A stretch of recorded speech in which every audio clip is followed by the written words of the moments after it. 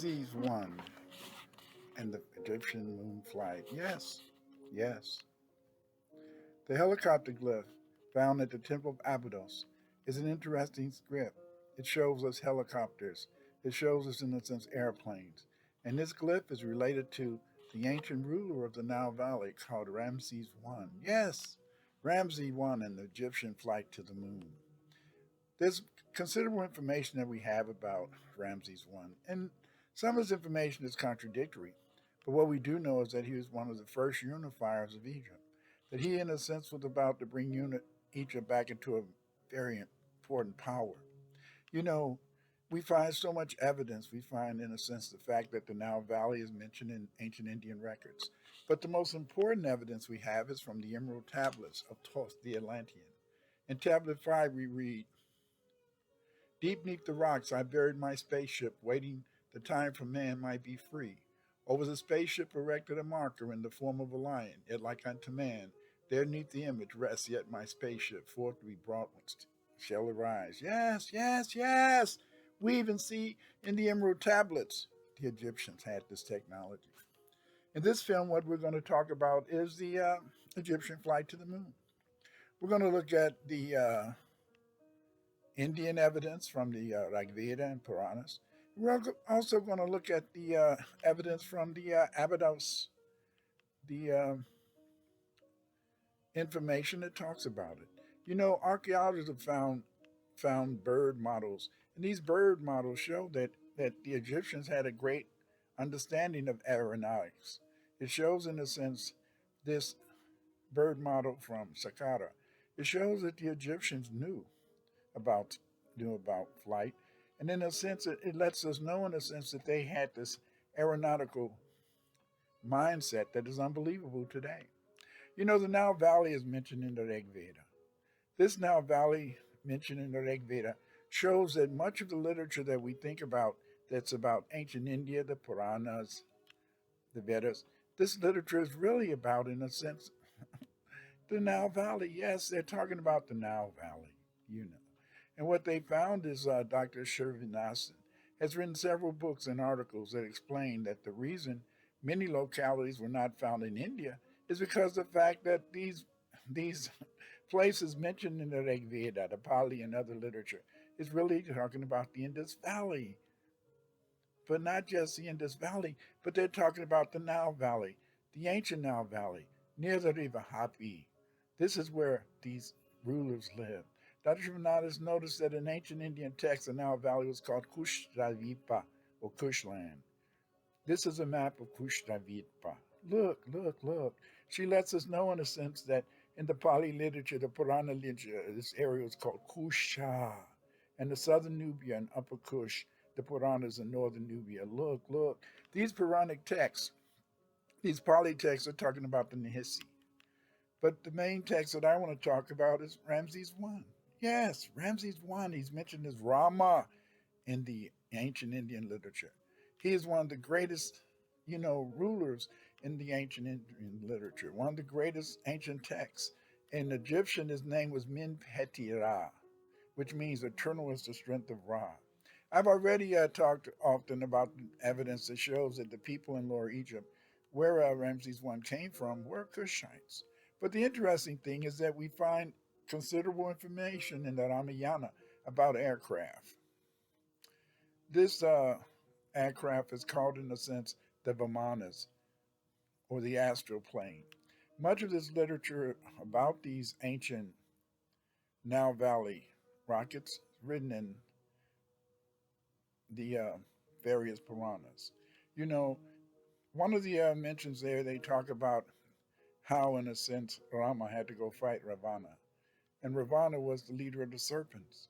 And it was Rama, or Ramesses I, whose objective was to face Ravana, the leader of the serpents, and in a sense use chariots of the gods. These chariots of the gods are those, in a sense, that rocket ship that Thoth had put into the temple that he mentions in the Emerald Tablets. Yes, he mentions this in the Emerald Tablets, Book 5, you see. And it's also mentioned in the Ramayana about this flight to the moon. And we know now that the Rama that's mentioned in the Ramayana was Ramesses I. Yes, Ramesses I, the great warrior. Here we find, in a sense, where they talk about him flying in his chariots, facing, in a sense, those various enemies. Rama remained brooding for a while and suddenly said, "My task is done. I have now freed you. I have killed my mission. I have, at the effort, and have been able to attain the personal comfort." We find, in a sense, at the temple of Ramses I at Abydos, where we find, in a sense, those inscriptions, the helicopter glyph.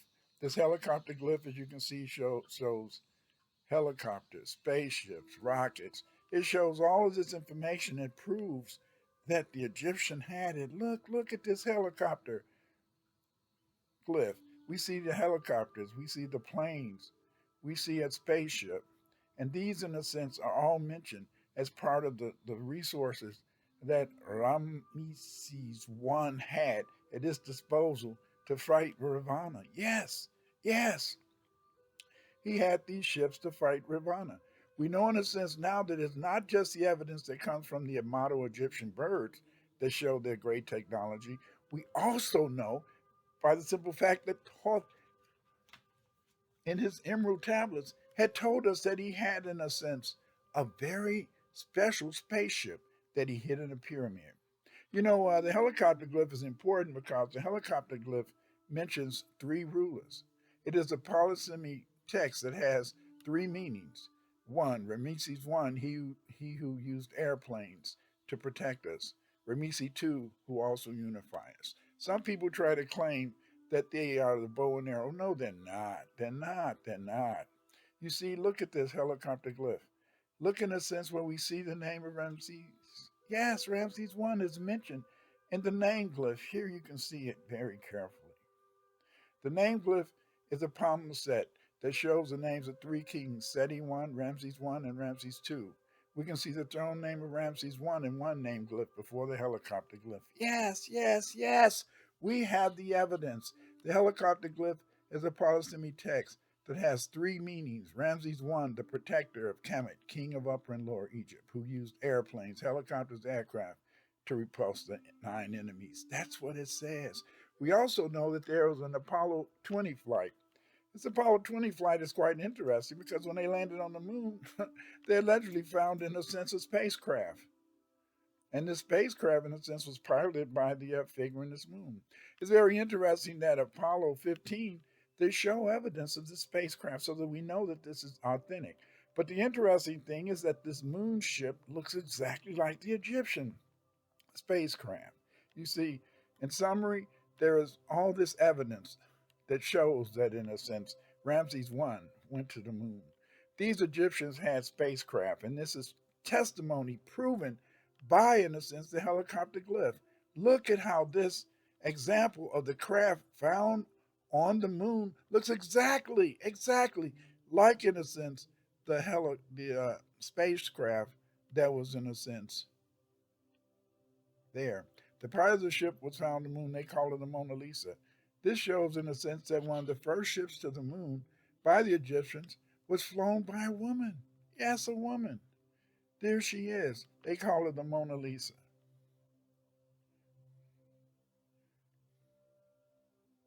There's thinite writing on the ship, as you can see.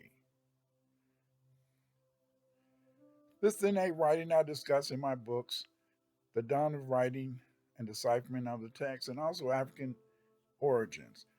The ship name was Teikako, and these inscriptions show that it was written on the nose. Yes, the ship was called Teikako.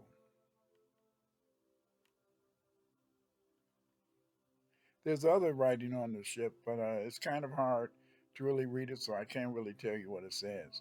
But the most important thing is to know is that it appears that Luca, you see, Scanton, an Italian ufologist, showed these pictures. You see, and these pictures came from Apollo 15. In summary, there is clear evidence that the Ramayana and other ancient Indian texts are about the Nile Valley. These texts show, in a sense, that the Egyptians went to the moon as supported by the emerald tablets. And it also, in a sense, shows that that the Ramayana is a real text about the Nile Valley. Ramses I is that ruler, and that is because of Ramses I that the Egyptians used that technology to go to the moon. You can find out more about the Egyptian voyage to the moon in my books, and here's some references that can help you to find out and learn more about this important period in the history of ancient Egypt. Yes, Ramses I flew to the moon.